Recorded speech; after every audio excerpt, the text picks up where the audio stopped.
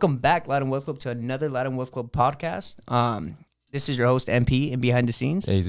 And today, we have another interview. We have the dead one. He's a tattoo artist. The dead homie. I'm sorry. The dead homie. I seen the dead one, that's why. I thought he was going to say the dead one, the dead homie. But I was like, Isn't it the dead one? Or? No, it's the dead homie. I thought it was the dead one. The dead one. Yeah. Or Saeed must have called you that one time. Dead one. Yeah, but the dead homie. At the end of the day, call me a lot of things. You're dead. At the end of the day, you're dead. Been dead. But we have the dead homie. He's a tattoo artist. He does rap on the side, and we're gonna learn his story. I mean, I was learning a little bit of it, and I had to cut it off because it started getting real interesting, bro. So let the people know who you are and what you do. My name is the dead homie. I'm just an all-around artist, honestly. You know, I don't really try to put a box on like I'm a tattoo artist or a music artist or you know. So you're just creative. Yeah, pretty much. Okay. Just anything that I could put my hands on, give it my twist, you know. When did you start realizing that you're creative? Like, at what age did you were like, okay, I like art, I like music, you know, because all of that is obviously a form of art. So when did you actually realize that you're an artist? I don't even think I realized that yet. I think it was just like recently where somebody had to tell me, like, they're like, bro, you're like just an artist, huh? Like, and like I would joke around and say like modern day Picasso back in the day, just because like I would like have like ink stains all over my pants and stuff. Yeah. You know, and then like a painter would have like paint all over their shit, you know. Yeah. Like, and I was like, oh shit, like modern day Picasso, like. But I haven't like really put the artist stamp on it since like until like maybe like 3 years ago. So you didn't realize you're an artist until... Sorry for the interruption. We'd like to thank our sponsors for the month of February. First and foremost, Linaje Jewlery. They sell Mexican jewelry. If you'd like to save 20% off this month, make sure to use discount code LWC at checkout. Second of all, we'd like to thank the Wholesale Trappers. My buddy, Oscar Martinez, is running a Discord chat where you can network with proven Amazon FBA sellers. These guys sell over 7 figures in revenue a year and make over 6 figures in profit. They do not cap. They tell you everything how it is, and they'll show you the numbers. And last but not least, Kevin over at Certified Taxes. Thank you for the sponsorship this month. That's our great friend, our great buddy over there. He's he makes videos here on LWC. But if you want to schedule a consultation for this tax season, whether you're an employee, a small business owner, or a large business owner, he could take care of you. So make sure to schedule a consultation today. Artistic in a general sense, like they do like a graffiti, like prison art. You know what I mean? Like my grandpa used to like stain windows at churches and stuff like that. He used to paint like on his off time. You know? So you were just always around some form of something, art. Yeah. Like, you know, like my dad's like when he was in jail, like he would do like drawings and stuff and send them to my mom. You know, like there's always like some form of like he's a neon bender. He does like all those old signs. Like there's a place in downtown Long Beach called the Edwards Cinema. It's like in the downtown. What is that shit called? The Pike. No, not the Pike. It's the Long Beach Town Center. Okay. They got a bunch of like different stores over there and stuff, and like the movie theater over there. He did all the neon on it and stuff like that. So he does signs with the neon signs for the outside of the business? Yeah, like the lit up ones. Yeah. Like the old school, like he did Cars World and like Disneyland and stuff, you know. So it's like there's always been like I wouldn't say like a artist aspect, but just more so like a creative aspect in my family, you know, like at what age though did you start like actually like drawing or something like that? I just feel like my whole life, like honestly, like when I was the typical, like when I was 5, you know what I'm saying? When I was 5, I started. They gave me a crown, yeah. But nah, I just been like, just always been on some like, just trying to be creative, just do my own thing, you know? Yeah. Let me get you a little bit forward, just so the mic can pick up your voice real good. I can still hear myself. That's why I don't know how far I can get. Yeah, no, it's better to be closer though. Yeah. Get so bass tone. At what age did you actually start tattooing? Because you told me when I was 12. Yeah. Like from like 8th grade to like 9th grade, like that summer, I was I don't know, I just had like this random idea, like when my mom, like she was in the kitchen, I was in the living room, and it was just like something that randomly was just like, what if I become a tattoo artist? You know, because I was doing a bunch of like other shit that, you know, a 12-year-old shouldn't be doing to get money. You know what I mean? Like, and I was just kind of like, I gotta stop doing that for one, you know, and then tattooing. I was just trying to think of like other ways to make money where I didn't have to like listen to nobody, you know, and just do my own thing, you know. And then my uncle was in prison at the time, and I think in prison he started doing tattoos, and he was like telling me like when he was writing me and stuff like, oh, I did this today, and I'm gonna send you some of the patterns that I got just so you could check them out. And then, yeah, like I just started like, I remember I went to like the library and I actually tried to find like a book on tattooing just to see like what they would have. What year was this though? Because you're going to the library. Like 12 years old. I know. What year was that though? 2008, 2009, maybe, I think, if that's fucking. I'm just saying that, bro, because you brought up the library. Yeah. No one goes to the library anymore. Everyone just goes on Google and YouTube. Well, we had like sidekicks back then. Yeah, no, that's why I'm asking. Like, what year was this? You know what I'm saying? To get an idea, because I was like, if it was me, I'll just go on Google real quick. How to tattoo? You know what I'm saying?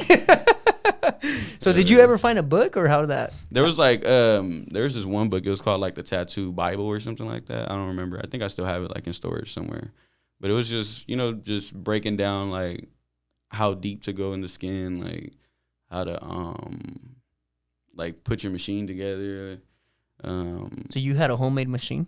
I started off with a homemade machine, like an actual prison machine. Cause then like when I turned 13, my uncle got out of prison, and then he came home and he showed me how he was like tattooing in there, and like he broke apart like a VCR, and he took the little motor out, and it was like a rotary motor. It's like a little circle like this, like that flat, and it has a little a spindle on it, and then like he just put a button on it.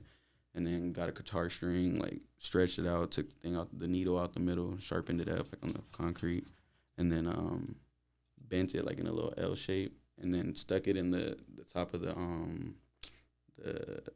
button, and then let's just start going. You started going. Did he tattoo you like that too? Yeah, he got tattooed like that.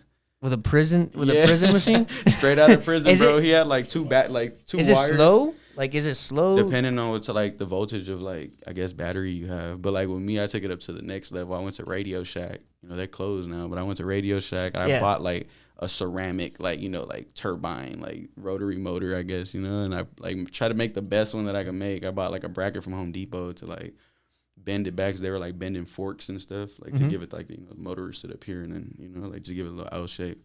And then I put a switch on it, like an outlet, so I could plug it in. Oh, so you went above and beyond. Crazy, yeah. And then he showed me how to like make ink and stuff, and I was like burning baby oil in a fucking Ajax bottle.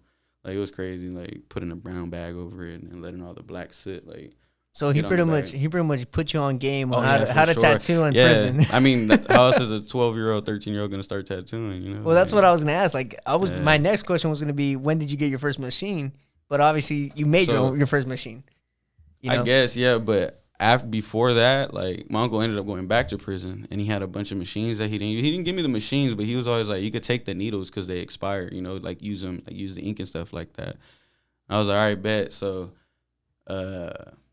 at the time, well, before we get that, let me ask you this: who was the first person you tattooed? The first person I tattooed was my uncle, the one that was in prison, yeah. And then that follows along, like, the whole story on how everything started. Like, when I got the first one, he was like, let's go. Like, and we just went back to the garage and started getting it in. Like, what'd you draw on him?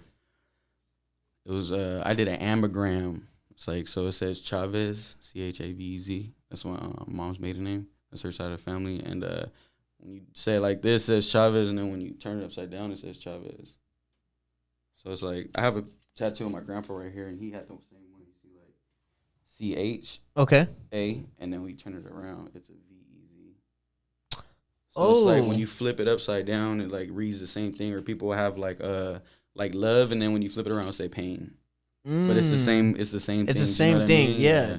But that damn. So okay, how did you get into that form of art? I mean, because that takes a. No. That was just something we got off Google. There's like generators for that shit. Oh, okay. I was gonna say, damn, bro, if you free-handed that, like, that's crazy. Nah, hell. Nah, like you can even do one that says like Latin, and then when you flip it, it'll say well. Damn. Like it's like a generator. You feel me? Like it'll just like put it up for you, and it'll be smooth. Damn. I don't do those no more like that, but No, I mean, I was just trying to figure out how you would draw that. You know what I'm saying? I was just tripping. As a 12-year-old. As a full 12-year-old, I got this. Like no trip. So then you did that for him, and then did you go a long time without tattooing someone, or was one of your other 12-year-old homie? Like, I was tattooing him. I was tattooing my dad. I was tattooing my sisters. That's my brother-in-law. Your brother-in-law. What's his name? D. Okay, so you were tattooing D at that time. D at the time. Okay. Yeah. Okay. So how old were you guys at that? You guys were both 12? I'm just asking, bro. Like, I gotta know this question, bro. I don't even know I don't even know how old he was at the time, but probably like 19, 20, yeah. And I was like 13, 22, 14, 20. yeah. Oh, damn. So like, he's a real one for that one. Yeah, I got introduced to tattooing at 12, and that's when I made the homemade machine. And then like I was tattooing like my fucking table tray too, like I like with the ink that I made, like I would make shit and I'll be like scribing on the table, you know, just to like, you know, get that itch off, that, you know, to see what it felt like. And then I remember I had one of the homies from school come home and I tattooed him with the, you know, like just dumb shit like that, you know. And then it was like little like lines and stuff. We wasn't even doing like nothing. I Damn, did, bro, like you're like lucky. a B and a G, like, you know. You're lucky his parents didn't go knocking on your door. Nah, they knew. His dad came and he dropped off the ink to me. His dad was bro. Look, this guy, like, we were in 9th grade, bro, and he was like fully blasted already. Like, he had his last name across his chest, big as fuck, like prison style. That shit said Fierro, like big as hell. Fierro? Bro. Yeah, that's his last bro, name. Yeah. Oh shit. And the big as hell. And then he had like a full sleeve already, bro, like a full on, like, At the age of I 19. can push this back a little bit. Yeah. At the age of 19. Nah, this was when I was younger. This was like 9th grade, like 13, 14. Yeah. And homie was Bro, I blasted. swear to God, blasted. The Like, I mean, it the looked cops, fire, the though. schools didn't His- do nah, anything, bro. Like, it looks like it looked fire. That shit looked gas. Like, I was jealous, bro. I was just like, damn. because I remember like, kids having tattoos in, you know, high school and stuff like that. But to be Nah, this blasted guy in was 9th blasted, grade, bro. Like, inked up, like crazy. damn. Like, he could probably, like, he looked like he did a bid, bro. Like, he was in there for like 10. So he was. Okay, and he was low key like stocky. So I Yeah. was just like, oh, like, he looked like he did some time. Like, but Damn. we were in 9th grade. He looked like a full grown man in 9th On grade. me. So Shout out to homie Danny. he was the second guy or third guy you tattooed at that time. Yeah. And then when did So I started tattooing more like when I got the machine of what started. There's like that whole story that started it all. You know what I mean? Well, Like, tell me. Well, you said wait. No, tell me. Okay, cool. I just have questions, bro. You said, wait, I'm trying to wait on you. Alright. I You just running have the questions show. because you're telling me 12, right? Okay, And then you're yeah. telling me he let you D over here let you tattoo him. I'm trying to Yeah. figure out how old he was at this Yeah. time. You know, Okay, I'm trying to get the story together. Okay. So it all started with my uncle influenced me and stuff like that with the homemade machine and stuff. And then my dad, he had got a DUI within that time. And he just never took care of it. So he ended up having to do what's that shit called? Community service, you know what I mean? Because it took like a year and a half, you know. So from 12, cool, I was just like messing around with the homemade machine.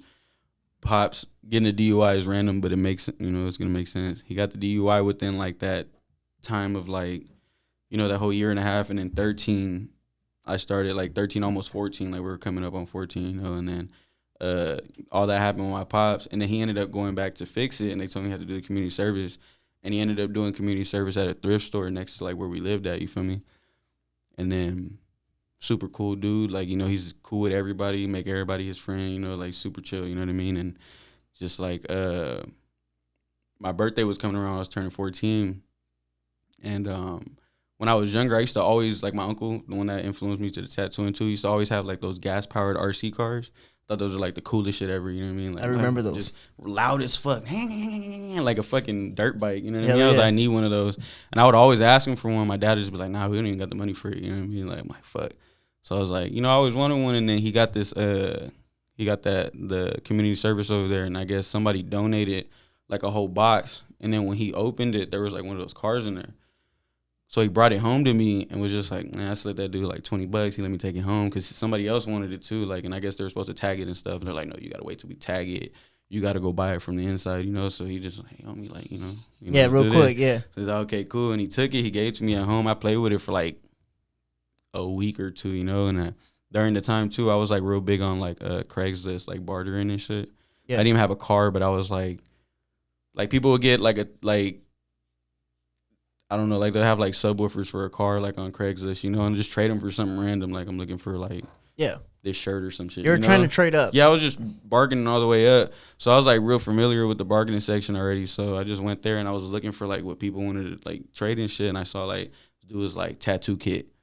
I was like, all right, bet. So I click on it and I emailed him. Like I wasn't even texting him, you know what I mean? Like I emailed him. I was like, hey bro, like I got this this car. I was just like, I don't even need it. I was like, what's cracking? And he was like, does it work? And I'm like, yeah. So he was like, where you live at? And I gave him my address. Random dude, like, who he was. Yeah. I was outside with my whole family, like, they all, like strapped up, like, outside. Like, who's this dude? You know what I mean? Like, they're not about to steal his car. Like, So I'm like, chilling outside. He pulls up, and then I walk outside with the car. He's like, let me see. And he just like fucking starts playing with it, ripping it down the street. And then he's just like, all right, bro. He opens the door and he gives it to me, bro. Just like a brand new kit, bro. Like straight. Like, it was like a Chinese kit, but it was like 2 machines, like fucking an assortment of needles, like ink cups, like just like the random starter kit you can find on Amazon for like $50. So pretty much everything you needed. Yeah, pretty much. Yeah, bro. And like back then, that kit was like $250, $300. You know what I mean? Like that was like the only means some people had to tattoo. Like even though you got that RC card technically for free, was it technically a downgrade in price? Like, was the RC card worth more than the tattoo kit? I don't think so. Not at the time, because that one was like a battery powered one. It wasn't that crazy, But that shit was still fast. But I still got bored of it, like quick. For some reason, bro, I thought you were gonna say, I got the car and then I did this everything, like undid everything and then took the motor out and made a new machine. I thought you were gonna say that's what I was waiting for too. I was waiting for that, bro. I was like, because you were like, like my dad getting a DUI plays a big part in this. So when I heard the RC car, he never got the DUI, and that's when I got the thing. That guy left with the car. I got the machine. My uncle was like, "Come on." And that's the day that I tattooed my uncle, that anagram that I was telling you about. And then after that, he pulled up, sister pulled up, grandpa pulled up. I got a picture of my tattooing my grandpa like a couple times. My dad pulled up. Like, I was just tattooing my whole family, my aunties, like my cousins. Like, and it was just like natural. Like, I already like I never really felt like I did like a fucked up tattoo. Like, where it was just like, ugh, you know what I mean? So like, from the beginning, your family's been supportive of the whole thing, bro. Yeah. Damn, that's rare, bro. Because we hear a lot of stories where they're like, oh, no one wanted to do it for me. From getting scratched on with a fucking prison machine, I bet they're like, damn, he got a real machine. Let's get it. Let's go. Like, so when you started doing it, was there a time? I know you say you never done a fucked up tattoo, but was there a time where you look back at it and you're like, yo, what the fuck was that? I think, like, I've had like other like peers ask me that, because that's like something that we talk about, but or like when they're like, when was that moment of clarity? Like, you know what I mean? Like, when you started, we talk about when did you know that you got better? You know what I mean? But like asking that reverse of like when, like all that. I feel like I've never overstepped my boundaries. Like, I always like knew where I was, like, in the skill level, you know what I mean? Like, and it was like, if I couldn't do a portrait, I wouldn't even try. Like, I'll just let them know, like, oh, I can't do that, bro. Like, or like, I wouldn't jeopardize like the tattoo, like just trying to be like, like go lucky or however they say, like I'm just trying to go for it, like like I've always just like knew I could do like names because I was always like into lettering and stuff as a kid. Like, and I was like, okay, cool. Like, but I feel like tattooing like my uncles and like my cousins and stuff, like that was like put me in a little bit more like comfortable situation to where I really didn't stress about it. So it was like pretty solid, like from the jump, like real shit. Yeah. Now, when did you in a humble aspect? I'm not saying like, I'm just been shitting on it, before, but like, no, you're good, bro. Now, when did you actually like start making money? Was these tattoos you were doing for free, or was it like I say like charging? I say like in probably like ninth grade summer going to 10th grade summer, like I was doing like shoot me like $30, like like, and I was doing like small stuff, just maybe like something like that small. Or like on the finger, or stuff? Super small shit, bro. Like maybe like just that little CA, but like somebody wanted it behind their ear. You know what I mean? Like super small stuff that I probably don't even do no more. So how does that? So when you actually started making money, when did you actually say like I'm gonna do this for the rest of my life? Did you ever have a job, or did you always? I don't think I've ever said that I'm gonna do this for the rest of my life. Like, it's just like, bro, I just haven't stopped tattooing. That's the only way I look at it. Like, it's not like I've been on some like, oh, I want to be the very best tattoo artist and like be the very best like shop owner, and I want to own this shop that has like 30 artists in it. Like, I've never like had that. It's just always something that's like provided me with the means to live. You know what I'm saying? Like, is it a passion for you? I mean, I guess at this point it's pretty cool. Like, I swear to God, bro.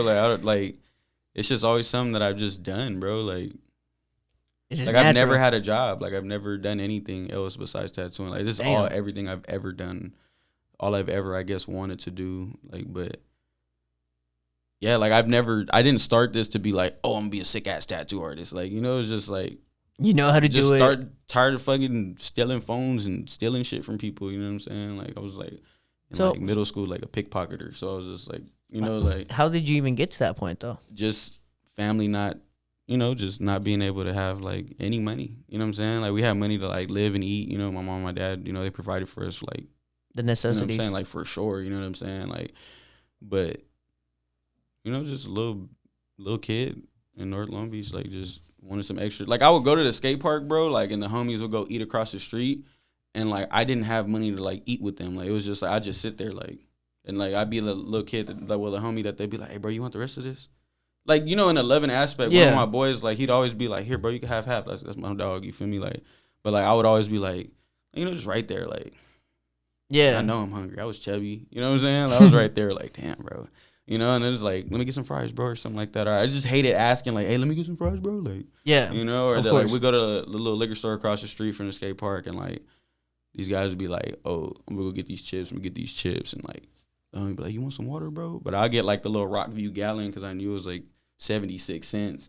And I'd be drinking water all day. You know what I'm saying? Yeah. Like, instead of drinking from the fucking fountain at the skate park. You know? So like, pretty much you got into tattooing, one because you like it, another because you know it, and out of necessity. Yeah. And then you just never stopped. Yeah, pretty much, bro. Like, just never, like, that's the only thing I've ever not done was stop. Like, if that makes sense. Like, there's like, how do you do it? Or how did you get here? I'm just like, it sounds corny, but it's like, bro, I just didn't stop tattooing. Well, like, yeah, that's why I keep asking you these questions. I'm trying to, like, Like, tap into your mind and, like, try to, like, try to open up, like, party much. I you know didn't go what to, I'm like, high school parties, nothing like that, bro. It's like, Were you antisocial?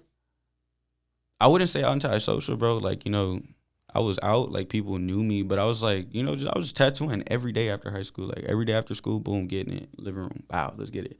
Homies coming over, bow. My dad would wake up 2 o'clock, 3 o'clock in the How morning. much were you like, making a month that time? I don't even know, bro. You gotta be, what, It was 2-3 racks, right? It was easy. Like, I mean, as a 14, 15-year-old, like I was already a full-blown tattoo artist. Like tattooing my whole high school, like tattooing everyone, bro. Like I had teachers mad at me. Cause like they would see a kid come in with a new tattoo in school, like you know, and they'll be like I'll be in. I remember this one time I was in government class, and Mr. I think his name was like Mr. O'Donnell or something like that. But he said something, bro, and he like kind of like threw shade at me and was like, he was putting the blame on you. Yeah, and he was just like, cause we got a student here marking up every kid in his site or some dumb shit like that. You know what I'm saying? I like, you know. He's like, just like kind of like trying to belittle like the aspiration of like just even of something that you got going on, you know? Like I'm not out here tripping no more in school. Like I'm not fighting. I'm not getting in trouble. Like, you know what I'm saying? Like, so I was like, you know, why you fucking with me? You know, but I mean, at the time it was illegal. But I mean, it wasn't too illegal because I mean, I was underage too. So it's like, you know, we just all doing like, it's not like you're an adult doing this stuff. Yeah. But I guess that since it was good work, like I had teachers come to, like I was in 10th grade having teachers come to my house so I could tattoo them. What? I swear, bro. Like, damn. I had teachers come and get like little small shit. I had I forgot his name, but he was like a TA. No, he was like an aide in my geometry class. And yeah, like he pulled up, like I fucked with his back a little bit. Like he had like some letters back there, and I was like shading them, you know. Like I had one of my teachers, my language arts teacher, come.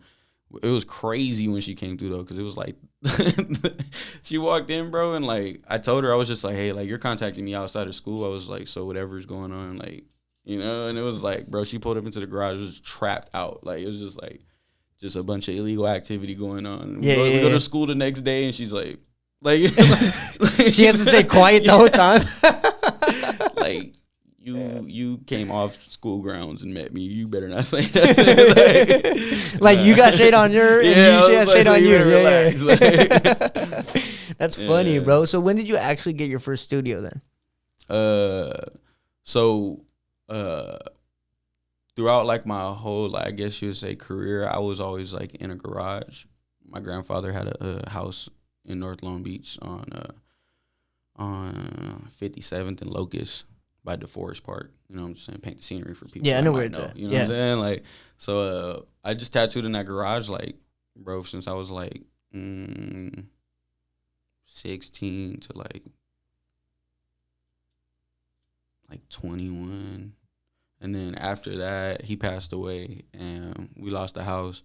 And I went up the street on Market and Locust, and there's this bike shop right there.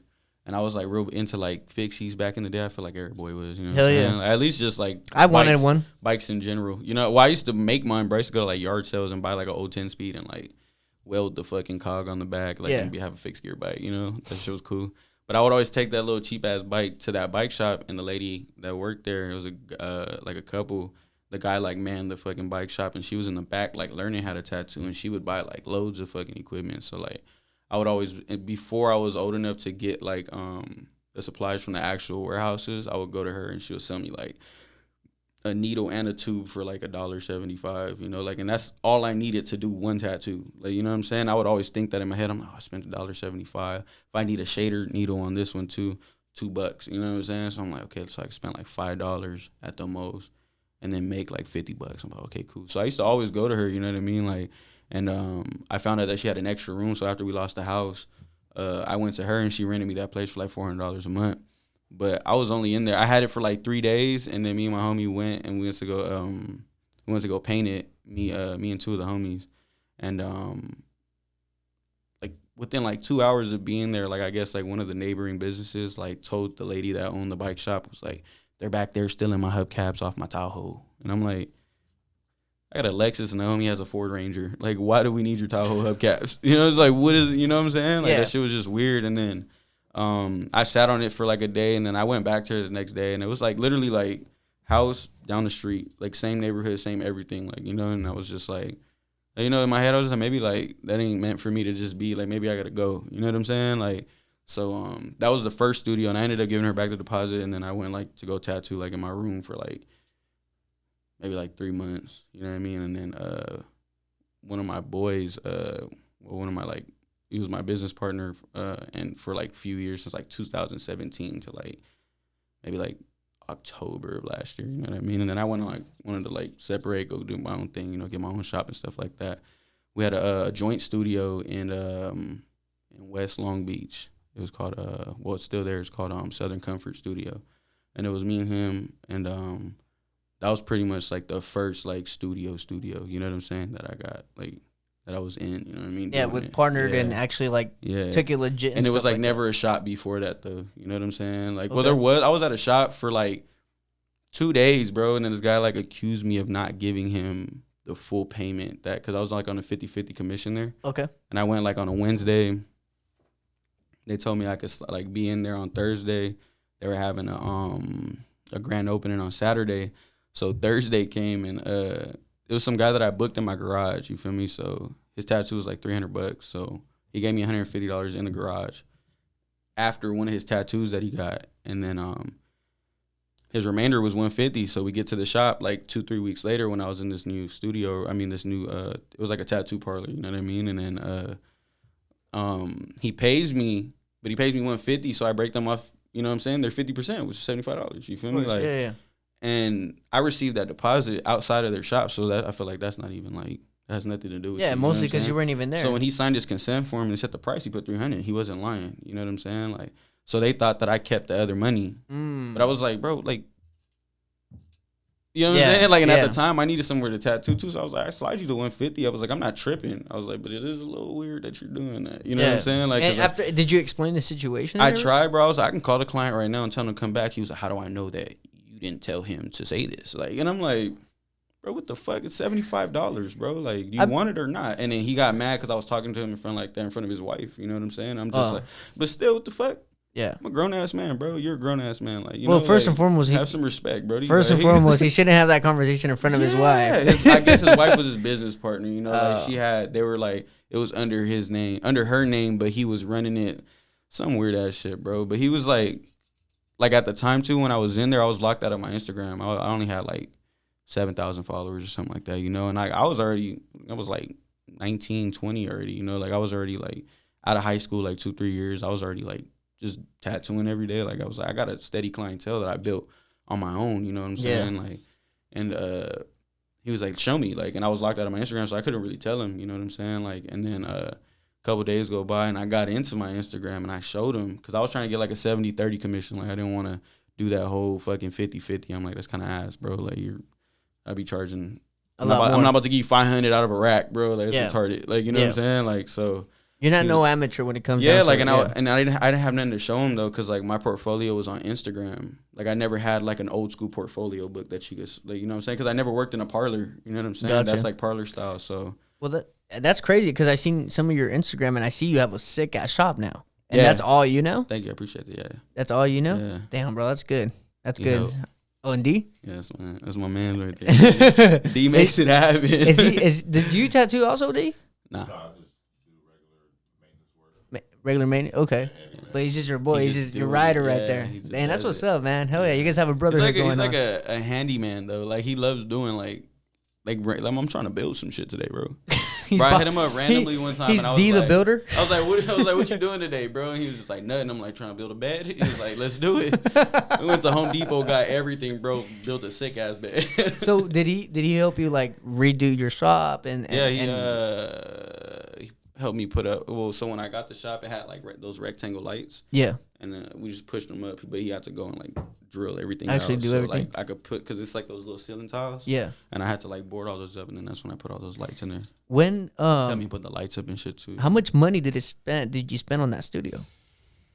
I don't even want to think about it, bro. I haven't even added it up. You haven't added it up? Nah, I just been. It went to a crazy number and you forgot about it? I just been. I mean, I'm just looking at it as self-investment, bro. You never go wrong with that. You know what I'm saying? Like, and you know, I've had clients that I've been tattooing for years that just step in there and they're just like, bro, like this is you. Like you made it. Like this is not that per se, but like they're just like the whole vibe in there is like they're like I feel like I'm here with you. Like, you know, it's just people be saying some weird ass shit sometimes, but like they'll just be like, this is like the best session I had. One of my boys, bro, he's in there like, bro, honestly, this is like the best session I ever had, bro. Like, and I'm like, why? Like, bro, and I tattooed his whole body already. Bro has like, did you see that one I did? It was like Compton at the top with a big ass skull on the back. Yes. That guy. So it was the back, right? Yeah. Yeah. It's the homie Anubis.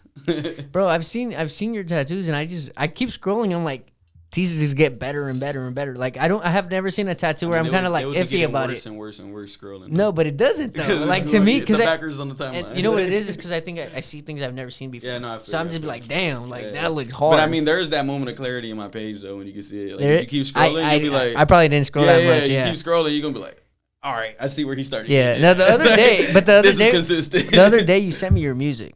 Right, we'll tap into the music in a bit, but you sent me your music, and I was so tapped into the music for a minute, bro. Yeah. You have some bangers, bro. Thanks, man. You need to push that out a little bit more. I be trying, bro, but it's like it just gets hard tattooing, bro. Like I be tattooing from like I get to the shop at like 9 a.m, bro, and then fucking I'm there to like 1 a.m. Okay, if you're there at 9 a.m. to 1 a.m, how much money do you make in a day like that? You gotta hit up Dead Homie Bat Appointments and, and you'll get all that information.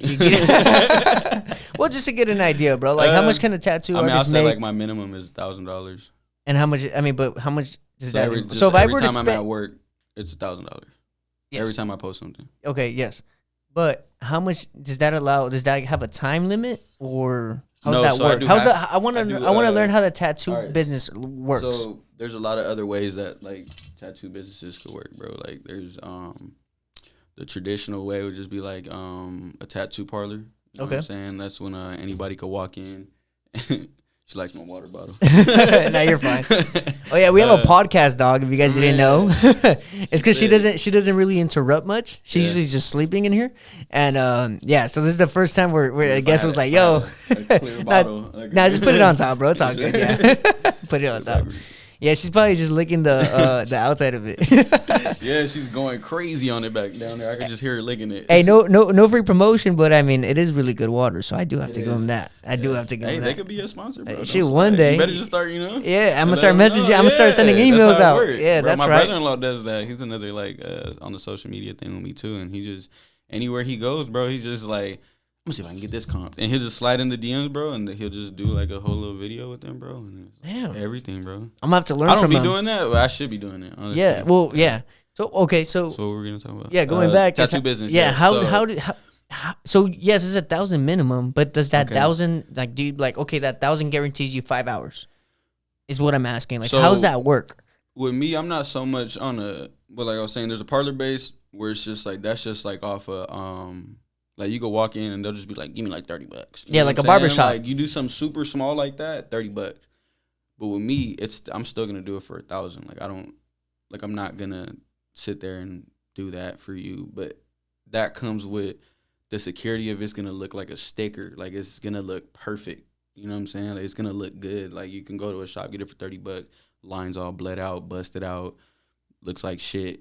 Not gonna heal well. You know what I'm saying? And it's like, you come to me, you got that security of like, you're coming to get that quality. You know what I'm saying? Like, a lot of girls like getting like their Taurus symbol or like, I mean, their zodiac symbols, like Taurus signs. I just did one of those recently. One of those are like a Virgo logo or something, you know, something small, you know, like a. And it still costs $1,000. Yeah. But the thing is too, bro, is that I'll let them break it up into multiple. Mm. So like, come through and like get like $1,000 worth of small tattoos if you want. If not, then I'm not even interested. Like, I won't even do it. Yeah. How'd you get to that point? 16 years. But okay. But when, all right, how about that better question? When did you get to that point? When did you start saying, I'm not going to do shit for under $1,000? I'd say like 2017, 2018. No, under 1,000, 2019, 2020. So COVID. Yeah, COVID era. Everybody was balling. It was a great time. Did business go down after COVID? Hell no. It got better COVID. Like, that just boosted, bro. I felt that momentum and it was over with. Like, damn, bro. I just can't imagine making $1,000 per appointment, bro. Like, that's wild, bro. I mean, but hey, bro, you ain't a millionaire? Huh? No. Not Saeed. Not Saeed. I saw that part. He was like, hold on. Did Saeed do all those chains? Yeah. All of them. Not this one, but most of them. I got this when I was like 20. Was that what is that? Santa Muerte, huh? Yeah, but he did all these though. Oh yeah, those are nice. So I tried to get this one at first. I was like, I wanted something this small, right? Yeah. And then we overshot the landing with this one. This is the first one. Did Saeed convince you? Nah, I gave him. I was gonna say, because Saeed would be like, yo, bro, I think it look better, bigger. Like, I was aiming for something like this. I just wanted like a little small joint. You know what I'm saying? Like, and then the big one came out, and then he was like he sent me the mold, and he was just like, this ain't a little chain, bro. And I was like, what you mean? And he was just like, you pretty much a rapper with this one. Like, and I was like, eh. And then like when all the gold came back and everything, like, cause he was showing me like the whole process. Yeah, he was just like updating me with everything, bro. And I was like, that's pretty fire that I'm able to see it like that, you know, like every single. Well, that's the difference between going to a jeweler and then, like he says, going to someone that just is a reseller. Yeah, you know, like I saw it like in that stage. Oh damn! Broken down in pieces before it's even together. That's crazy. All the CAD designs and stuff like that. But I've known Saeed, bro. We've known each other. How'd you guys meet? Because that's how we met now. Yeah, his through brother. Saeed. Yeah, his older brother. Ghost. Ghost. He pretty much like one of my like first like music fans, bro. Like he was just like, I didn't even know him, bro. I was performing at a what the fuck was it? Oh, it was a hookah lounge. And I was like, I guess you could say like the headliner. It wasn't a crazy event, but like the main person like on the flyer, you know what I mean? Yeah. Like, and like we were in the section and everything. We had like a whole little like fucking 5 bowls, like hookah bowls and shit like that, watermelon bowls, fruit bowls, and all that. And me and my boy don't even like be smoking hookah like that. We was right there chilling, you know. Yeah. And then like just chilling and shit, waiting for him to call my name, bro. It's like 12 o'clock. I was like, all right, bet. And then they didn't call my name. So I was like, all right, bet, like, whatever, I'm not tripping. They still paid for the hookah, like, you know what I'm saying? We was still in there chilling, like. Yeah, you're pretty much chilling for free. We're just vibing then, you know what I'm saying? Like, at that point, and then big-ass 6-foot ghost walks in out of nowhere, bro, and he's like, dead homie start performing, yeah. And then they were just like, nah, he didn't show up. And he's like, he's right there. So I'm just like, and I'm looking at him, and I'm just like, oh, for sure. Like, I was just like, hell yeah. So I shake his hand, whatever. We're talking or whatever, and everybody starts leaving, and I'm just like, hey, they done missed out. We got this. We already chilling, And he was just like, he was like, nah, fuck that, bro. He's like, wait up, wait you here. So me and my boy start walking outside with him, bro. He's going outside, like, grabbing people by the shirt, bro. Like, get the fuck back in there, bro. Like, wow, get your ass over here. Nah, y'all not leaving. Like, go back. He's, like, forcing everybody back inside, bro. Bro, like, how the fuck did they not know that you got there? I think at the time, like, for one, I didn't look like a rapper. Probably still, maybe now. Yeah. In a sense, but yeah, like, well, with the chains, right? Yeah, I'm like recording, you know what I mean? But back then it was like just wearing a fucking regular white t-shirt, some cut off Dickies, you know what I'm saying? Like some Huff socks, you know what I'm saying? Yeah, like you're just going chilling. SBs or some Vans, yeah. like just chilling, I was in there with a hoodie, vibed out. So they didn't even Yeah, realize they it didn't was even you. look. I was just over there smoking hookah. They never even asked. Somebody was smoking my hookah and they didn't even care. It could have been a random the whole time. Random dude just right there. We're out. Like, So you know? wait, time out. I only got 3 songs from you. Oh, bro, I got That's what I'm saying. Like, bro, I got 2 mixtapes out from like when I was So like this was just 16, 17, bro. So you just have not been pushing it on YouTube. Nah, I just haven't. They're on YouTube too. You just gotta find them. Damn. They're in there. Okay, now let me ask you this, because you know the dead homie. Yeah. Where did that come from? My brother-in-law that I told you I was real on the social media with. His name's Ash. His Instagram's Ash X Edwards. He's a basketball player. Really good basketball player. And he went to go play D2 in Alaska in Fairbanks. And That's a random spot. Hey, he was out there killing it. I'm just saying, bro. That's just a random spot, bro. Random, bro. He was supposed to go to like different states and stuff. I mean, different places and shit like that. But you know, he just went to Alaska. Yeah, of course. What I'm saying? So he was out there and he was flying a lot, bro. And he was just like going like to this place, whatever, you know, like on little Cessnas and shit, you know. And then he was gone for like a Christmas, and my sister was just like, man, you're not gonna. She was on FaceTime with him, and she was like, you're not gonna be in the Christmas photos this year. You know what I'm saying? Like, and then he was like, I know, like this isn't that. And then my sister was like, I'm gonna print out a picture of you, and I'm gonna put you like, I'm gonna hold you like this. Yeah. And I was like one of the dead homies, like in the hood. You know what I'm saying? Like people, you know. Yeah, they do the cutouts. You know what I'm saying? They have the whole little cutout, and he's sitting right there. I was like, that's fire as fuck. Like I know somebody who makes those. Like we gonna make a life size you, Brody. And I was like, you know what I'm saying? Yeah, like, you're gonna be there. Yeah. Be there.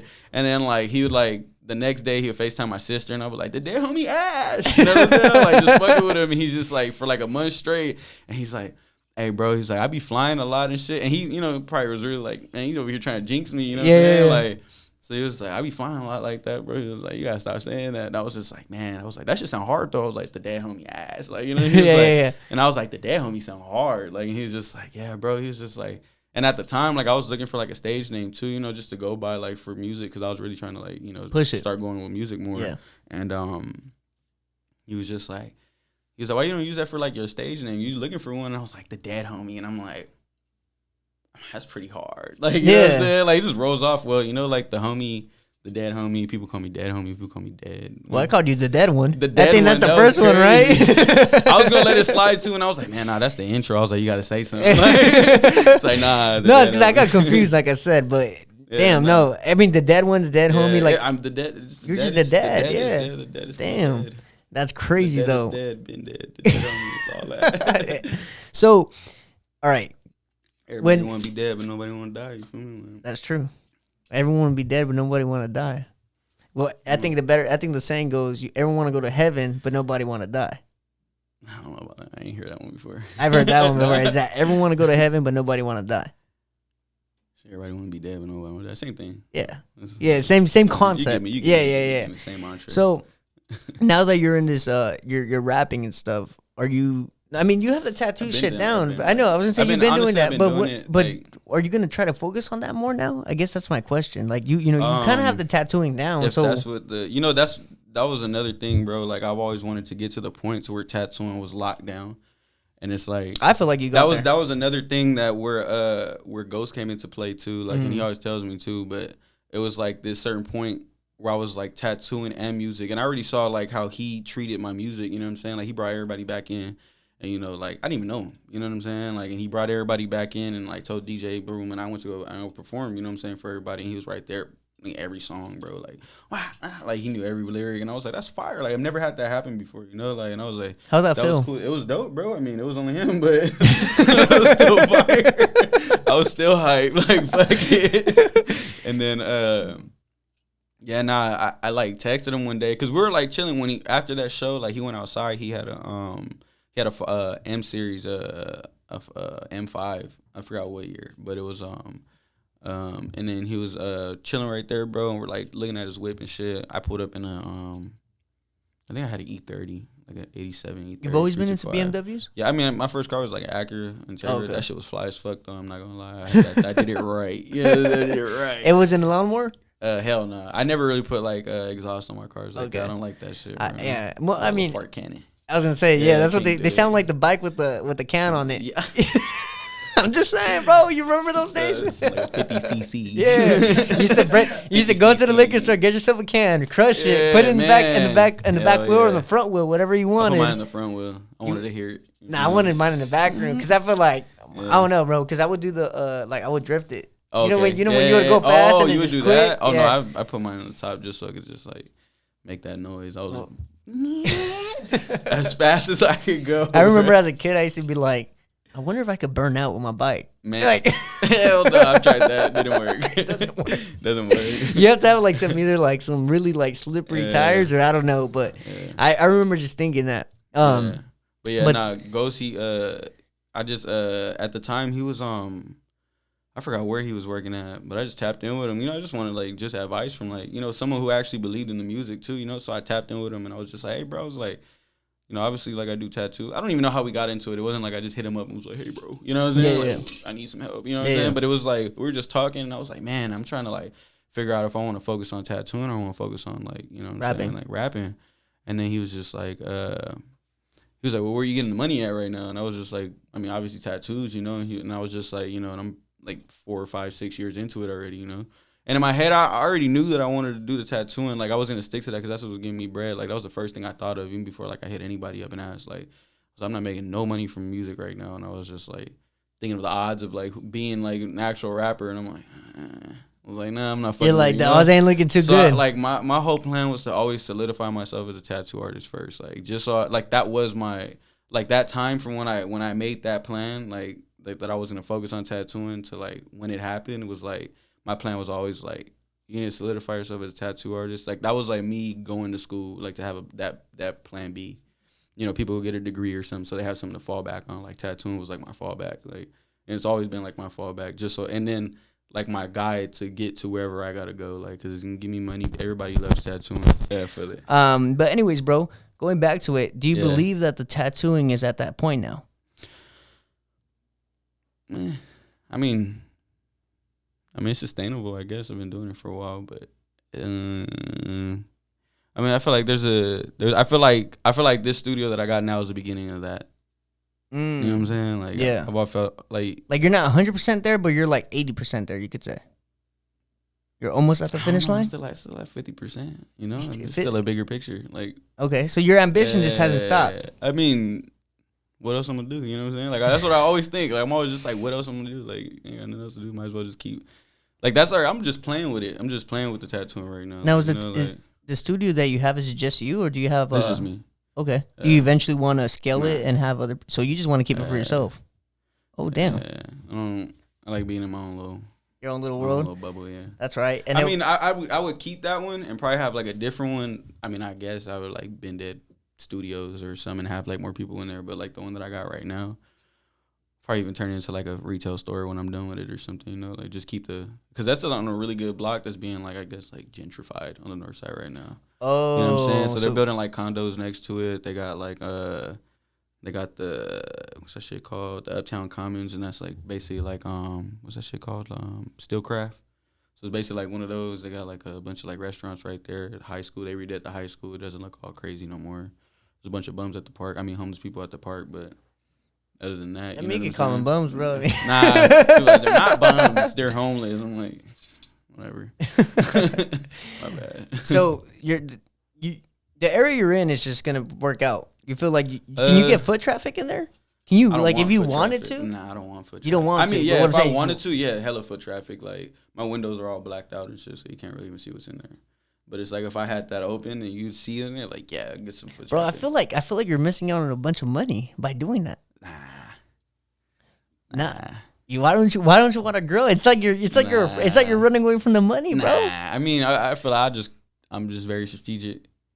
You know what I'm saying? Like, so what is your goal then? Where do you see yourself in the next 5 years? Next 5 years, somewhere in Switzerland. In Switzerland? Doing it in Switzerland. Yeah, I'd be out there already, so it's like okay. Like I probably 5 years, I'll still be out there doing that. Probably more though. So you want to move out the country? Nah, just be over there. Just be over. What do you mean? Just a little flight. You want to travel out there? Yeah. So that's your goal in the next 5 years. But I'm saying like just still out there doing it. You know what I'm saying? Like So like, I'm already out there. Like, I do that already. So I'm saying, like, I guess that'll be like more of the goal, still like traveling out the country and blowing my name. Oh, so you want to become an international tattoo artist? I already did. I'm already one. That's the thing, though. So I'm going to just continue on that. So let's talk about that then. When was the first time you flew out the country for your first 2019. For your first tattoo? Yeah, pre-COVID. And how much was that? Well, there's multiple. It was just my business partner that I had with the other studio. He introduced me to a couple people out there, and then just keep getting called back. My boy got a. From there we. But I mean, are they paying for the flight, the hotel, and everything, or how does that work out? Okay, so how it goes down is my boy out there, Chago. He has a tattoo shop out there called The Chamber. Okay. And he stood out here for 3 months and worked under me and my homie. So we taught him, you know what I'm saying, like the basics and stuff like that, and sent them on his way. And then he backpacked it from here, from San Diego. No, I think from San Diego to like, it might sound crazy, I might got it wrong, but for like San Diego, like what's that shit called? Fucking TJ, from like TJ to like El Salvador or some shit like that. He backpacked it? Yeah, like he did some shit, like just to get there, like, ride in a train or. Well, they do that to come this way. Yeah, he did it backwards though. Yeah, okay. Oh no, is El Salvador and Chile close to each other? No, definitely He's from Chile, so it's like Chile is like South America, El Salvador is Central America. Down.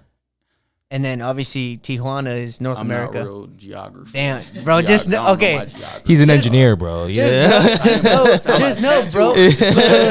Just know, bro. Went from north to south. Yeah, he did a really long backpack from like somewhere to Chile, bro. I don't know where the fuck he was going, but he was in Central America, South America, fucking doing his thing, and then he went back to Switzerland and just opened up a fucking tattoo shop.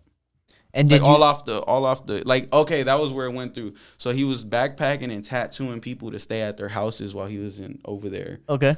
And I guess like doing all that, and then just knowing that tattooing could be some sort of form of currency. Yeah. That inspired him to go back, and then what he learned from us, and then he went to go open up a shop. So now when we go back over there, we have that shop to tattoo in. Okay. So he'll just go and like book with all his homies and stuff like that, and be like, hey, like that homie's gonna be in town. They're like, oh, for sure, I want this time, I want this. Then they'll send over their deposits. Yeah. And then that pays for the flight. Okay. I don't really trip on, like, I don't want them to pay for my flight. I feel like that's kind of greedy. I mean, one day. It really isn't. One day it'll probably get like that. But I mean, even the opportunity of fucking being in Switzerland and tattooing, bro. And then, like, the homies give us their flats for the month. Like, we're there, like, 3 weeks. The homie went to go stay with his girl and gave us his apartment. We're right there chilling, bro. You can see, like, Lake Zurich.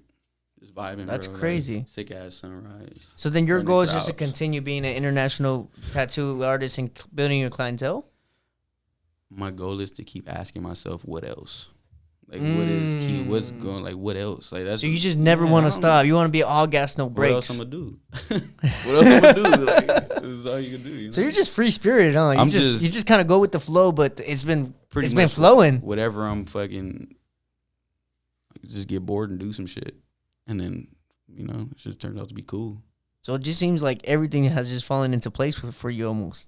Nah, because it was a journey. It was a road. You know what I'm saying? No, you're definitely. But what I'm saying is the fact that tattooing found you at such a young age, and that's what you do now. It's so normal now. Like, it's just so like, it's like saying what's up. Think it was God given? You think it was like a higher power giving you this type of?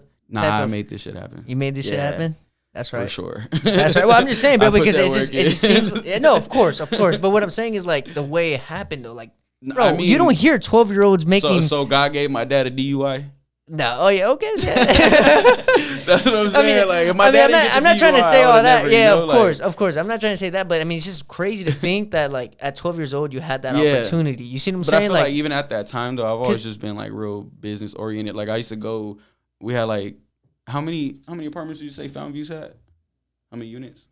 We was in 143. I saw 157, like 200. It was like 200 units, bro. And I'll go to every door when I was like 8, 9, 10, bro, like knocking on the door. Can I throw out your trash for $1?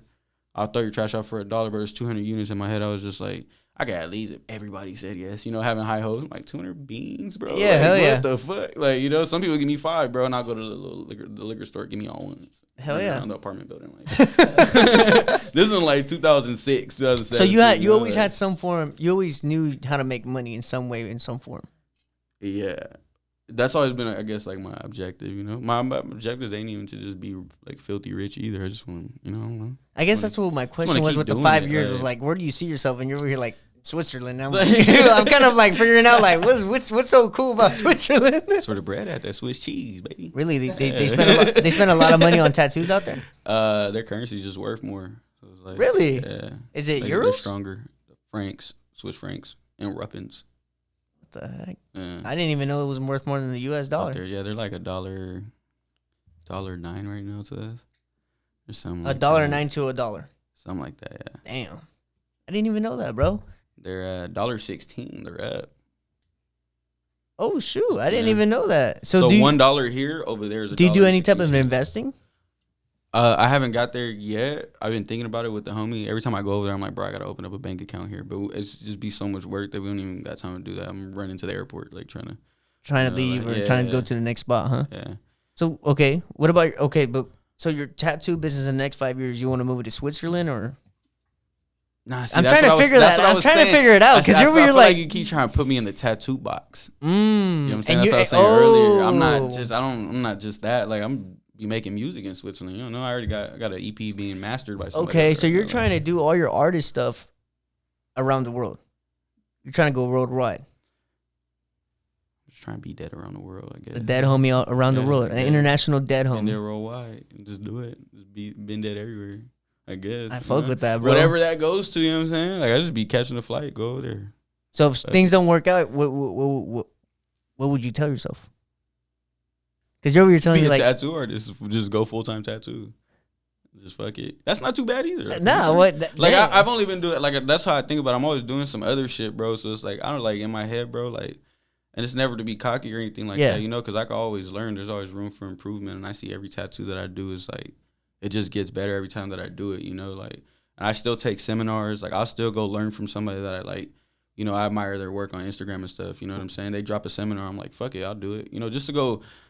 I always want to learn about it, you know what I'm saying? It's a craft, you know what I'm saying? So it's like, there's always different techniques, different, you know, this person's using this, oh, I like this voltage or this ink, this fucking, you know, just a bunch of stuff that goes into it, you know what I'm saying? So let me ask you this then, as an artist, as an overall artist, for someone that's starting to want to become an artist or has, you know, some type of creativity, you know, going on, what would you recommend them or what would you advise them? Don't stop. And how do you think you could tap into more creativity? By not stopping, bro. It's the real Just shit. keep going. I swear to God, that's the only thing I could tell somebody, bro, is don't stop. Like, just keep doing like you with this, bro. Just keep going, bro. Like, you're only gonna get better ideas, better fucking, you know. You keep doing it. It's like, especially like when I'm working on music, bro. Making a song is so easy to me. I can sit in front of the mic and just being like clean doing it. You know what I'm saying? Like and it's like in my head doing it, but I notice when I do take a break, it does get a little hard to come back to it because that repetition is that muscle memory in your mind is gone. You know what I'm saying? Like, so damn, like so you really are a Picasso, bro. Just keep going, bro. Yeah, like, you're definitely a Picasso, bro. Because I'm like trying to really tap into like the motivation here and stuff like that, and you're just kind of like, nah, man. I just gotta keep going. As I get older too, I just really be seeing myself kind of like if I could just have some outer body experience and I was like in the doorway watching this right now. Yeah. Like I'm damn near about to cut my ear off like Van Gogh, in a sense. You know what I'm saying? Like the art of it. You know what I'm saying? Like it's that crazy of like you just start where thinking shit goes. Okay. You know who Van Gogh is? No. Vincent Van Gogh. He's a painter. Okay. He's like back in the day, but he tried to do a self portrait and he wanted to do something different, so he cut off his ear, and he's painted that. So he painted himself with no ear. Yeah, but he cut his ear off so it could be real. What the fuck? Sort of guy. That's some old time thinking, bro. That's the art, bro. That is like, so you've studied art. Huh? You've studied art then. Oh, of course, bro. Like, yeah. Oh, damn. So who's a mentor that you have? Like yeah, who's a person that you look up to in the art world? In the art world, me. Like, I me, don't, man. I mean, honestly, like I don't like. And that's the thing too. Like I've never followed. Like I barely started following like other artists on Instagram right now because I never wanted them to influence what I had going on.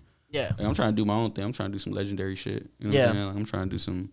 Well, you sound like it, bro. Because like you definitely come off totally different than what we've had before. Because when I hit them with the, what do you see yourself in 5 years? They're like, oh, I see myself with this. I see myself with that. 7 cars. 8 Yeah, baby mamas. and then you're over here like some in crazy Switzerland, shit. and I'm like, it kind of caught me off fuck guard. you I was doing like, in what the Switzerland? hell was in Switzerland? Nah, shit, I don't know, bro. I mean, just.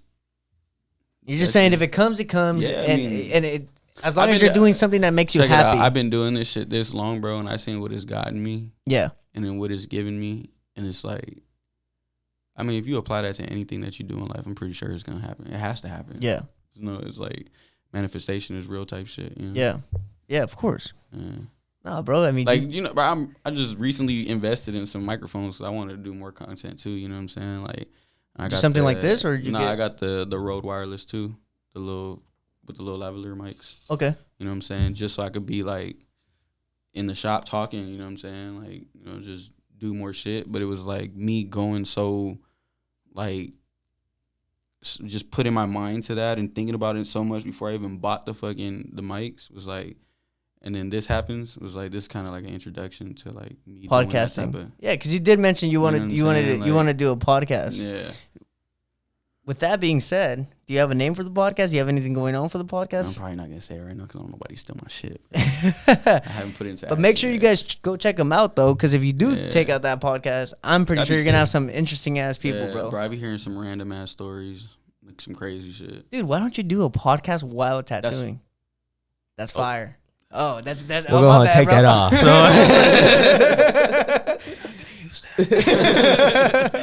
Just put a beep over everything and be like, bingo. I have to blur him now. No. Yeah. Saying too much. Well, I mean, bro, this is pretty much what this podcast is about. Was trying to figure all that out. I done been bit so many times, bro. It's like, I just gotta, you know. You gotta be careful. Yeah. Well, let's talk about that. Have you ever had some snakes in business so far? Definitely. How do you go upon about that? I wouldn't say snakes too much, bro, because I don't really like. Damn, that shit was loud in the mic. That was a scratch for sure. Somebody has a beard in there. You know? Nah. Just what was the question again? I said, what was my question? If you came across any snakes. Oh, yeah. Snakes and how'd you come upon it? But you were saying you weren't you didn't wouldn't really consider it. Yeah, but I feel like what it is are you choosy with people who you work with and you're around? I'm very selective for sure, very selective. But I don't even think of it as snaky, bro. Like I'm almost like damn near like grateful for like weird shit like that. You know, it's a learning process. I'm able to scope out somebody from a distance now, just because of how that certain person moves. You know, so Hell yeah. it's never really a snaky thing. If anything, they add in value to the struggle or to the story of it. And where'd you get that mentality? Of what? That mentality. Just life? Shit, just doing it. I don't know. Like, just that's just the way. You know, I didn't even know that was a mentality. It was just the way I think. I mean, it is mentality, bro, because not everyone thinks that way. Yeah. Right? And that's why we also get, like, when we talk about in this podcast, it's like mindset and stuff like that. So I'm trying to figure out your mindset and stuff like that. You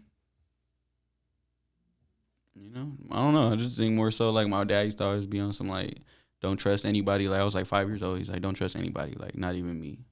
Like, and that's my father telling me that, you know? So it's like, you know, just keep putting that into the world. Like, I ain't gonna, you know, I'm gonna step back, you know what I'm saying? Like, I didn't pull up today by myself. I couldn't. Of course.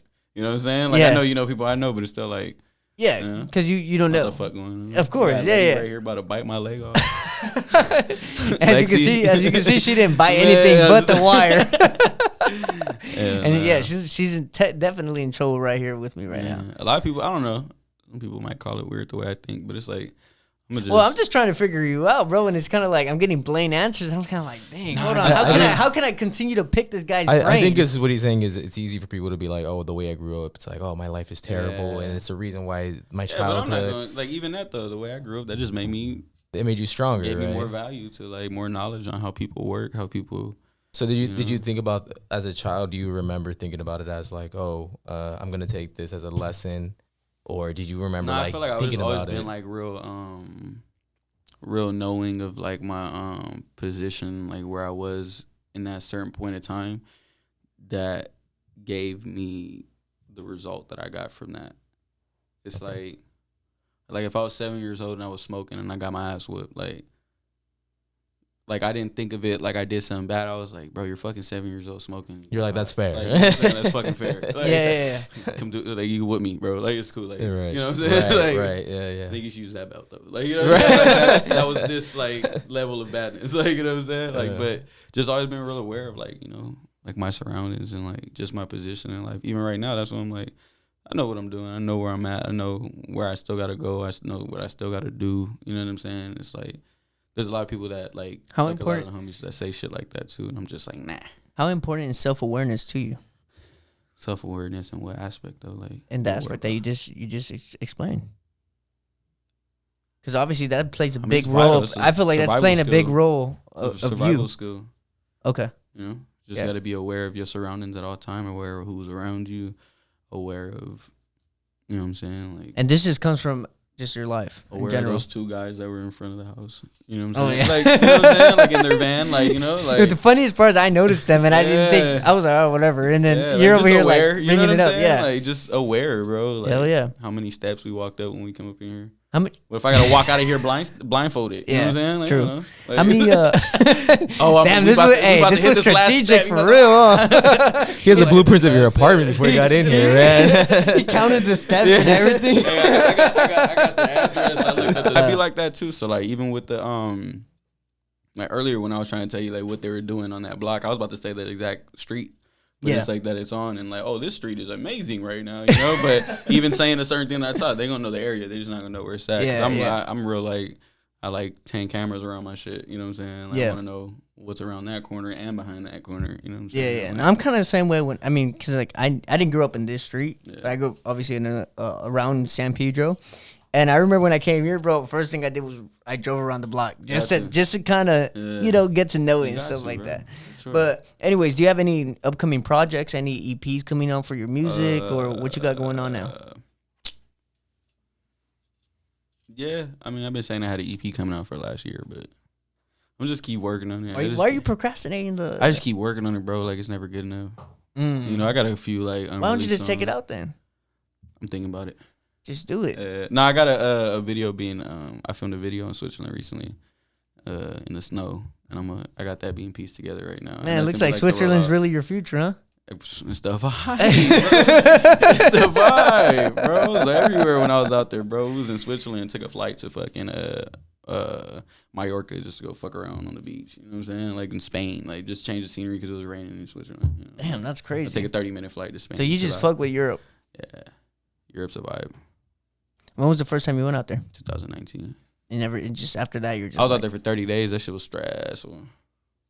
Shit was stressful. Like my first time being. Even though you were making money and shit. Like for the first 2 weeks, I didn't though. Like I was just out there, like walking in the rain, bro. I got this video of us walking up a hill, bro, that we had to go to the studio, bro. Pouring fucking rain, like pouring, bro. I've never bought a rain jacket. I had to buy one out there, and I left it out there because I was like, if I need this again, I'm gonna have it on. I'm not about to pack this. You know what I'm saying? Like, hell yeah. Yeah, no, it was first 2 weeks it was whatever, and then fucking the third week, one of my boys was like, this dude want to get his hands tattooed, and I was like, no, he wanted to get a cover up, and then I was like, all right, fuck it, let's do it, and I saw the cover up, and I was like, I don't even know what you're gonna do with that, it's too dark, and he was like, well, how about both my hands? So we did both of his hands the same day, and then that was pretty much the first tattoo in Switzerland. Yeah, it's pretty sick. That's the same guy. When I went, I was there in February and March last year, and in May, and that's the guy who gave us the flat. Like he just like a fucking 3-bedroom apartment, fucking sick ass view, balcony, we could smoke in there, like do whatever the fuck we wanted. It was our flat, you were just vibing out there the whole time. Pretty much, yeah, bro. And he just, like that. I like doing that tattoo, and like I didn't tell him to pay for my flight or nothing. You know, I didn't know who I was gonna tattoo out there. I ended up tattooing both of his hands, fucking some, like 2 other girls, fucking another dude on his ankle. So, you know, by the ending of the trip, but it was just more so like, you know, I understood my position in that trip. I understood that was the first time I went. I understood a lot of things, and I was like this is the road. You know what I mean? Yeah, like, this is what's got to happen, you know? Are you promoting your music in Europe as well? I mean, when they listen to it, you know what I'm saying? Like, I'm not fucking setting off ads over there and shit. Because I feel like I'd have to be over there more consistently just to do that, you know, and have like flyers up and everything. I mean, there's people who know me, you know what I'm saying, for music out there. And, you know, if they over there, like I got like engineers out there and shit, you know. Like, other than tattooing and music, is there anything else you do? Clothing brand. What's that one called? Been dead. Okay. And how's that business going for you? It's smooth. You know, got a little merch. Got some little keychains I just dropped. Okay. And then you could go get that at bindead.com or something? Or Bindead.store. .store. Okay. I didn't get the .com. That shit was like $1,000. I was like, well, it's expensive. I'm like, let me get this revenue up. Off the clothes and that shit later. And then it'll change. let me open up a Bindead Clothing LLC and use that credit card for that. So. That's right, bro. So if someone is in your position, bro, where they were you when you were 12, right? They've had a pretty much a life where, you know, they can't really afford much and they just need some motivation. What would you tell that 12-year-old? Go get it. I mean, whatever makes you happy. But the thing is, like, but then you got to remember that mentality. I didn't do tattooing because it made me happy though. So it's like I just did it out of like survival instinct. Like I'm not saying I was out here poor, like fucking. Of course not. Like the same fucking underwear for 7 days. Like it's like, you know, there's fucking motherfucker on like the kitchen because he cold. You know what I'm saying? Yeah. Like, but it was like there was only enough to live. Like, you know what I'm saying? Like my dad. The like, necessities. And I would see like my sisters. Like my dad would ask my sisters like my sister asked my dad, like, can you get some money to go to the store? And then he'd give him like $5 each, you know what I'm saying? Like, and then I was like, I'm trying to go get like a Powerade. You know what I'm saying? He'd be like, go wash my car. And I'm like, God damn. Like, let me like give me so some. because you're the guy, he was just trying to teach you hard work. Though. Like I guess that's where a lot of my mentality came from because my dad was always like you gonna work. Like you ain't about to just. Is he Mexican? Yeah. He sounds Mexican. He sounds that's like why. a cholo. He looks like a cholo. Oh. Like, you know what I'm saying? He just sounds like, Mexican with the way he's treating the guys. That's why. Yeah, but even at that though, like he grew up without a father. He had a stepfather. You know what I'm saying? So it's like his stepfather, I guess, instilled all that in him because he was like a hardworking man. Some structure into him. Yeah. There's a song called "Color Me Father" that my dad listens to all the time. It's an old school song. So this reminds me of my jefe. My jefe. This is Rola. That's how your dad talks? Hell yeah. If I call her right now, he'll be like, what's up, homie? Like, I'm like, what's up, Carnal? Like, that's funny, man. That's funny as hell. So is there anything you want to say before we end this podcast, bro? Shit, man. Really, I mean, I don't know. What would you say at the end of a podcast? I don't know, bro. I was trying to make you give some advice to that 12-year-old that's out there. Oh, that 12-year-old. Let's get back to that. Kind of hard to pick your brain, my boy. Yeah, it's like it's kind of hard to pick my brain, like my own brain. I don't even know what's going on in there. I'm over here like asking questions, trying to get into the mindset and stuff like that. Well, I don't know. What is one of your biggest questions I didn't answer that you would like want a little bit more besides the 12-year-old? Well, just your mindset, bro. I'm really amazed at your mindset. I really am. Because the thing is, bro, is people that come in here, bro, they're so concentrated on one thing, right? Getting rich, or owning so many cars, or wanting a mansion, right? Even if you're kind of coming in here like, nah, bro, like, I just gotta do it.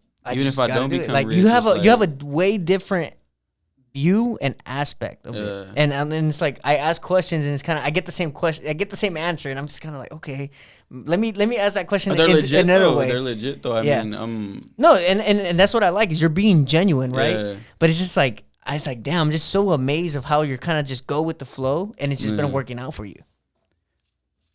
Yeah, I'm surprised too. I say it all the time too. I'll look at some shit that I did, and I'm just like damn, like a cool thing too. My dad was like the other day, he's like, you know what? He was like, not to sound fucked up, but he was like, so I used to think that you used to post other people's work and just take credit for it. Like it's just, I feel like my family's never seen, you know, just like a level of like, you know, in a humble perspective, I don't know how other way to say it. Achievement. Like, of achievement and greatness. Like nobody's ever done that. You know what I'm saying? Do you like, get envy by that? Do you get any type of hate? I don't even pay attention to it. I don't even care. It's like, you just block it out. You're on your own world. I don't even notice it if it's there. You know what I'm saying? Like I'm just like I'm just like you can't really tell me shit. Like I did it. Like I'm doing it. You know why I feel like you feel? You know why I feel like you think that way? Because you're so married to the grind. I guess you could say that. Like you're so disciplined and married to the grind. I'll say discipline to the grind is for sure. Like, yeah. If I'm not working, I feel crazy. Like, You're tunnel vision. 2 days off work and I'm just like. Would you say it's tunnel vision? Nah, because then I'd be focused on tattooing. You know what I'm saying? Like, I'd be focused on one thing with tunnel vision. Like I'd be either be in the studio or be fucking tattooing or focusing on clothes, focusing on fucking what else I want to do. Fucking You're a fucking interesting, bro. Cars, bro. Like, You're an interesting guy, bro. I love cars. Motherfucking mechanic. You're a mechanic too? Yeah. That was probably like the first thing that I did though, bro. Swear to God. You didn't mention that at all, bro. This whole story was all about tattooing. But that was like, all of a sudden you say, I'm a mechanic. That was like Ben Dead Motors, come on.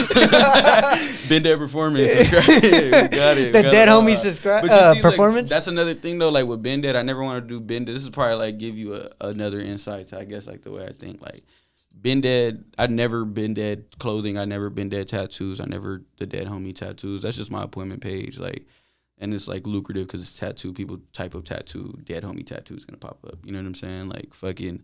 But it's like, I never wanted to do like Ben Dead clothing like that because I never wanted to be put in a box. Like I'm like scared of being put in a box. Like I don't want to one day have to like change my LLC because I want to do fucking clothes instead of tattooing. Like it's just Ben Dead. Like, you know, like just like a broad spectrum. It's like clothing by Ben Dead, tattoos by Ben Dead. Something like that. Everything else follows under Ben Dead. Yeah, it's an umbrella. Yeah, umbrella term. I was gonna say that, but you know, some people are like, what do you mean an umbrella? Like, what is he talking about? Like, it's umbrellas now. Like, hey man, I'm just amazed by it, bro. Because like I said, people come in here and they're usually like laser focused on one thing and one thing only, which is typically materialistic things. And then I think it's more so about solidifying what you gotta have some sort of like step your foot ground, I guess, 12-year-old kid. Like, you know, like find your path, you know what I'm saying? Or like what would you tell yourself, bro? Just do it. You just tell yourself, just go do it. If I had to tell my 12-year-old self something right now, I'd be like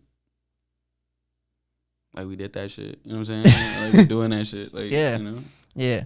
And like, he probably look at me and be like, what else? You know what I'm What's like, next? What else? What's next? Like, hey man, look, bro, I'm amazed. I'm really amazed at the mindset because, like I said, bro, people are typically when someone's a high achiever like yourself, they don't have that mindset. High achiever, that's a big word. That's a big title right there. I'm calling you a high achiever because, bro, look at your page, 40K. You know, 35K. Is it 35? I thought it was 41. Nah, I had like. Nah, Instagram's been being goofy right now, bro. Oh, they deleting I can monetize and shit now, but I was like locked out because of fucking El Chapo portrait I posted, and they fucking banned me for like 6 months, bro. Yeah. The shadow ban is real. The shadow ban is real. I had a video that reached 16 million views, bro, and I was like from 8,000 followers all the way to like 39 point something, bro, and then like post El Chapo, bro, I went down to like 32K, and I've been trying to like build it back up little by little. What the fuck? I thought I seen 41K this morning. Nah, shit.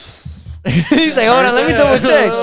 I literally set this for your page and everything. Yeah, nah, 40K. But that's funny. I ain't hit 40 yet.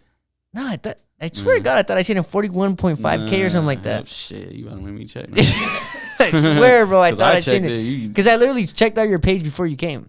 Dyslexic. I probably am. It's 34.5. 34.5, yeah. Okay. 43, 45, I guess. Hey, man, you're almost there. We'll say it. You're almost there. But no, I'm just saying, to me, that's high achievement, bro. Sure, you have 35K, you do a ton of tattoos, and again, it's $1,000 minimum, bro. That ain't no little walk in the park, bro. I've seen people doing like 500 minimum or 300 minimum. Like to hear 1,000, bro, that's wild. It comes with it, but it's that's a car payment.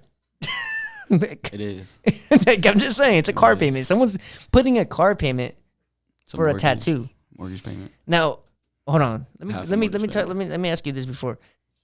Does 1,000 change on the size of that tattoo? Like, if I want my whole back, that's just my minimum. Yeah, for a whole back part, like 5 bands. But you got to do it like consistent. Like we got to knock it out in like 2 days.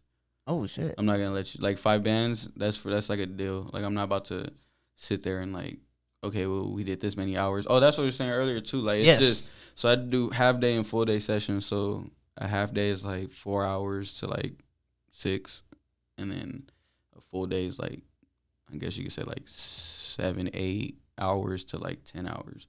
But it's just like I'll give them. Like, bro, I'll go like 15 hours, I don't give a fuck. Like, just going in, you feel me? But it's like, once I lock you into a rate, I'll lock you into a rate unless you obviously acting like a weirdo. Yeah, and then you're right there. And then you're just impeding the process, and I'm there longer just because you want to be all scary and shit. Like you didn't know what you signed up for. And you were never afraid to tell somebody that? Nah, I kick people out all the time. I just not kick them out, but I just be like, bro, you gotta go home. Like you're not doing it. You know what I'm saying? Yeah. Like, this ain't gonna help. Cause like if I'm there past 12 o'clock, bro, it's like they gotta be on some shit, bro. Like they're on some bullshit for sure. Taking breaks, fucking. Let me go eat and take like 30 minutes. But it's like once it starts getting to that, I'll either send them home so the money don't get funny. Cause it's like if I lock you in at a rate of like 200 an hour for say. I don't do hours like that. Okay. Yeah. So it's like if I tell you a price, it's that price. So typically I'll say like from wrist to elbow, like what I would do, like you see like one piece. Like I did that Joker the other day. That one was 16. So it's like $300 deposit, $1,300 at the session, and then. If they didn't finish that though, it's still I need all my money. Like I'm not that day. Yeah, I'm not. You're not gonna break it down and be like, oh, well, I'll give you $1,000 a day and pay you $300. I'm not about to come to work for $300. Especially if you can't handle it. I could finish it. I'm well capable of doing that. Everything I post is one session. You know what I'm saying? Do you know how many people are fearful of that, bro? Of like what? what you do, putting your foot down. Bro, Bro, we talk about that all the time. How people are like, yeah, I've been afraid of, telling someone like, I hate to ask for money, but in a good sense too. My like I did it like yesterday. Like you know what I'm saying? Like my client, he got 2 birds on his chest, and he wanted to fill up like everything, and I'm just like that's a lot of like you know what I'm saying? That's a lot of work. Like we put a bird right there and a bird right there, but Okay. he wanted to fill up all this like across his shoulders, and I kind of had to tell him. I was just like, bro, like. That's a lot already, just the birds. Like, you know what I'm saying? I was like, now imagine the bird with all the background and stuff on one side. I was like, would you agree that price is, you know what I'm saying, for that side? And he was like, yeah. So we did the birds. It was like 9:30, almost 10 o'clock. And I was like, now imagine we had to do that basically. All this, it's called filigree. This. Like that little like curly shit. Okay. That's called filigree. It's like an acanthus leaf. So it's like in the style of work that I do, it's like a good filler. You know what I'm saying? So we're going to do that all over. You know what I'm saying? Like, and the detail that goes into it is crazy. Yeah. Like, you know what I mean? Like, I'm just like that's a lot. And when we finished the 2 birds, he was whooped. Like, he was right there like, oh, this shit hurts. This shit hurts. You know what I mean? Like, and I'm like, you know. You don't do numbing cream or nothing like that? I mean, nah, I can't. I don't do that. Even if they request it? Nah, I'm not doing it. If somebody came pre-numbed up, I'm sending them home. Yeah, bro, that shit fucks up the skin, bro. Like, every time I use it, I feel like some people put it on, they'll leave it on too long, and it kind of, like, burns the skin. Like, I've seen it. Like, it's, like, bruised the skin. Like, everything's just, like, purple. Like, a dark brick red or some shit. Like, and I'm like, that's not good. It turns the skin, like, rubbery texture. Like, I don't like it. AZ, that's crazy. Some people might feel different about that. I know a lot of artists that use that shit. I was going to say, it's crazy how different artists have different styles. But you got to think about what they do versus my work. Like, my work is heavy black, heavy saturated, 15 hours. Somebody might do the same tattoo, way lighter than me, not that much abuse to the skin. Like, I'm packing that shit. You know what I'm saying? I'm getting it. Like, they're, like, barely touching the skin. Like, you know, like, brush. Like, little light outlines. Like, I'm about to black your shit out. You're like, what you see? Like, oh, damn. Like, that's black, bro. Show on the back of the hair. No, put it, like, right there. You see how, like, it's dark at the top? And then it's, like, that was old at the bottom. Like, that all that black at the top, like, I'm hitting that shit. Like, you know, like, I'm not about to do some chicken scratch. Yeah, I'm going to have AZ put some of your pictures of your tattoos while you're speaking on this, bro. That's crazy, bro. No, but like I said, bro, I'm just more amazed at the mindset. Because like I said, bro, everyone has that, oh, I want a Lambo. Oh, I want a McLaren, type of mindset. But you're kind of more like, I just want another M3, what's next, bro? Like, what's next? I want to just keep going. Like, what's next? And for you, I feel like it's because you're just happy with your life.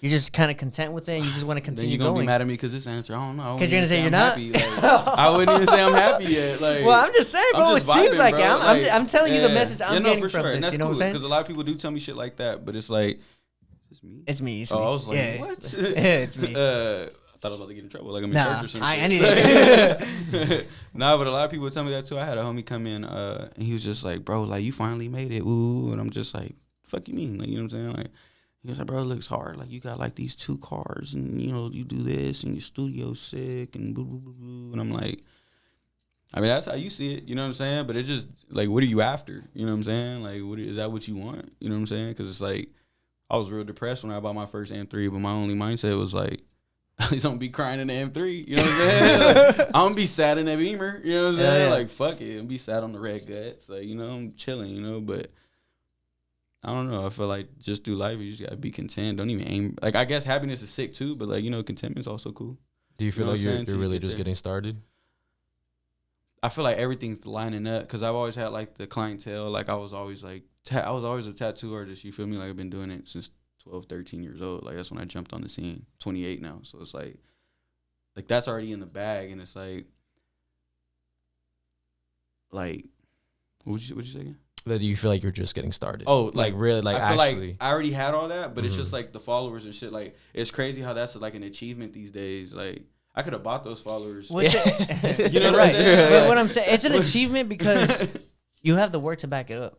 So that's what I'm saying. Like, everything's lining up now. Everything makes sense. Like, everybody, like, Bro, you think I was really gonna interview you if you had like 10 tattoos and you had 41K? For example, if you had 41K and you had only 10 tattoos on there, you think I was really gonna reach out?